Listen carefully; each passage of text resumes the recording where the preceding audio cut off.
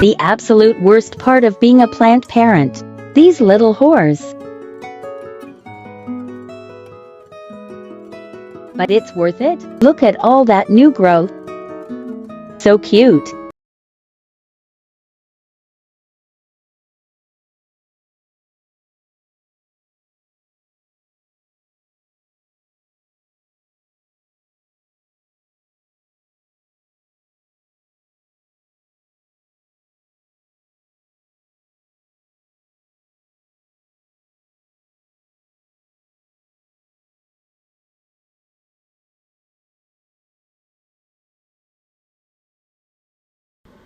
Five plants that are easy to take care of, that are not boring, and will not break the bank.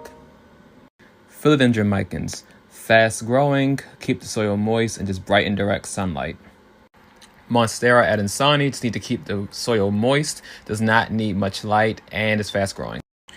Calathea rattlesnake just needs humidity, keep the soil moist, and also does not require much light. Very pretty too. Ficus elastica ruby, this requires bright and direct light, needs some humidity, and just keep the soil moist. Philodendron Birkin is a now much easier to find plant, bright and direct light, and keep the soil moist.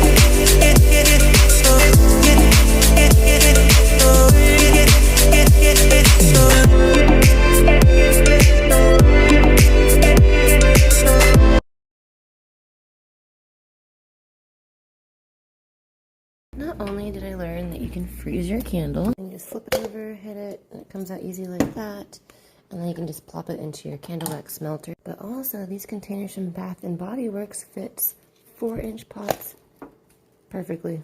And as you can see, it doesn't touch the bottom. And if you don't like the color, you can use soap and water, and it will start to rub off for a clear container. But wait, there's more. These lids work great as a barrier for the macrame in the pot so it doesn't absorb all the moisture out of it. It's been working great.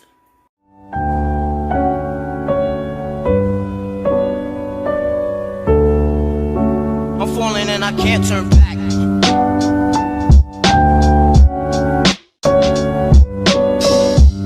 Nobody's gonna know. Nobody's gonna know. They're gonna know. How would they know?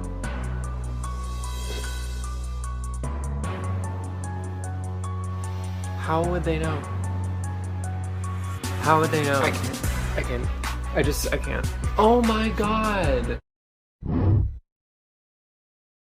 This Trident Maple bonsai has certainly seen better days. It's desperate for a repot. It hasn't been very well looked after by its previous owner. There's been branches dying back and all sorts. It had quite a lot of old broken down soil in the root ball, so I've not fully bare rooted it. I've simply come in, got rid of all that broken down mush and replaced it with fresh soil. I've used some larger grain Akadama on the bottom of the pot for aeration, and then a smaller grain Akadama in the centre that's going to allow water and oxygen to achieve a much better balance. The roots are going to be much happier, the tree will be healthier and go from strength to strength.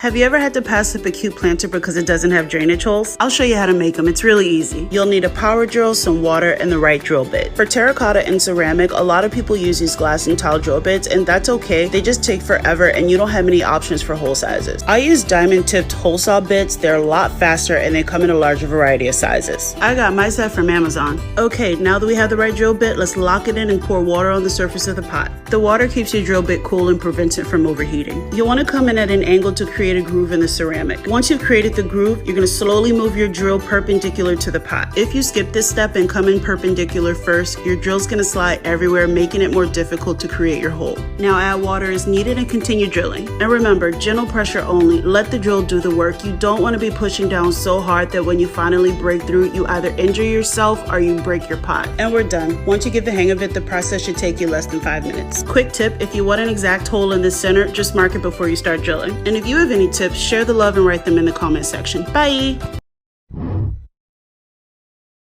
Madonna, little Nick, come check my status. Mike ain't never been average. I make it happen. Give me.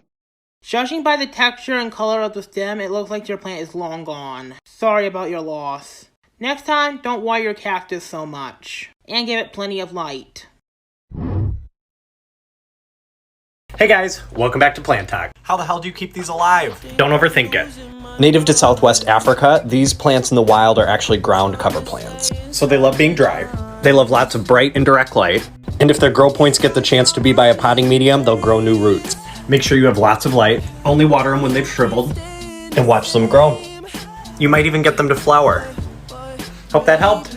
Hey guys, welcome back to Plant Talk. So you've now got a huge plant collection and you've got all the basics. What do you do now? You get into the less common plants, duh. Some plants aren't very readily available in the US, so they can be a little bit more of a splurge. And very few plants are actually rare. These are just a little harder to get a hold of. My first recommendation is my favorite plant, the Anthurium crystallinum. This velvety jungle boy is beautiful. They start out pretty small, but the leaves can get massive. Just look at this. They're pretty easy to take care of, and they don't require a ton of humidity like some other anthuriums. In my experience, they grow pretty quickly. And next up, we've got the Epiprenenum pennidatum. Okay, I'm just gonna call it an EpiPen. The variegated version is a great substitute to a Monstera albo. It's basically a variegated Cebu blue. It grows great under standard conditions, and it propagates so easily. Have you ever seen a leaf so beautiful? And if you give it something to climb, the leaves will eventually fenestrate. In time for the Philodendron melanochrysum. If shiny, velvety leaves are your thing, look no further. These leaves get huge, but make sure you give it something to climb. They do like a little bit more humidity, and once you get the conditions right, they grow rapidly. But the one downside is they are pretty hard to propagate. They're just so much more stubborn than the rest of my plants. Get it together. Next we've got Philodendron gladhands. I'm obsessed with these leaves. Unlike me, they're so skinny, and they thrive in regular household conditions. I don't write in cursive, but I love a Rhaphidophora decursiva. Like a Monstera, this plant fenestrates the more it grows. They can get pretty huge. They do well in standard household conditions, and they're related to the Rhaphidophora tetrasperma. This stunner is the Philodendron verrucosum. I can't even keep up with how fast mine is growing. The texture on the leaf is so unique. I am obsessed with it, but not in a creepy way. Okay, well maybe a little creepy. Look at the back of this leaf. The red splashes, the hairs on the petiole. Ugh, plant supports are like therapy. It helps them grow. And last we've got the Philodendron gloriosum. Wow, I really think I just like velvety philodendrons. Anyway, these heart-shaped leaves are gorgeous. I feel bad for mine because it got attacked by spider mites, so it's not in perfect condition. And it should have way more leaves. But it's super easy to take care of. Like any plant, make sure you do your research. You don't want to get bamboozled. Hope that helped. I called her Heidi because she hides. That plant is called Mimosa pudica, or the sensitive plant. If you really want to know why it closes up, I'll show you. So the reason this plant does this is to protect itself from herbivores and other predators out there. As for how, it's really complicated, but I'll try and simplify it as much as I can. At the base of each leaflet is an organ called a pulvis. When touched, a mild electrical current is released. This causes the cells to lengthen and to snap shut, kind of like a Venus flytrap. Did you know if you grab a rose cutting that's at least 6 inches long and has at least 3 sets of leaves, then trim off the bottom sets of leaves and cut the tops off? Cut the stem on a 45-degree angle and a slice in the middle of it. Then grab some honey, dip the stem into honey, and plant it in some soil. It'll grow into a whole new rose bush. Honey acts as a natural rooting hormone, so don't buy those chemical rooting powders. Just do this instead. Don't do that. Don't do that. Don't do that. That's why. Yes, do that. 3 easy indoor plants that aren't pothos or snake plants. The Raven ZZ. These used to be hard to find, but these days they're in big box stores. Hoyas.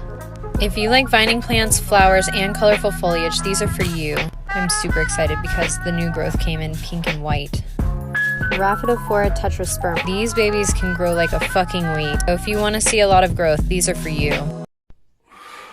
What do we do with our feelings? We hide them in our muscles. And how do we hide our feelings better?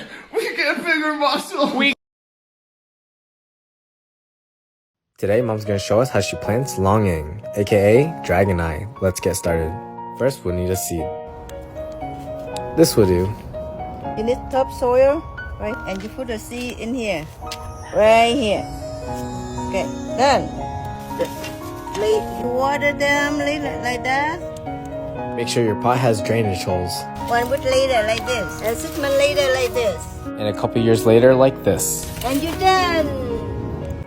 I'm doing something bad. I got these seeds from the store and I'm gonna put them on my college campus. Well, that was all of them. Good thing I have more. They'll go greatly with these tulips. One more. Haha. Stay tuned for updates. Got these seeds from the store and I'm gonna put them on my college campus. Update. They didn't grow, but my college put them there anyways. Oh my gosh. One would almost say that I was trying to help them out. Ooh, and it looks like they're putting a bunch of other non-native things in these. Look at that. And these. Thank God we're surrounded by concrete. Have a good day. Mwah.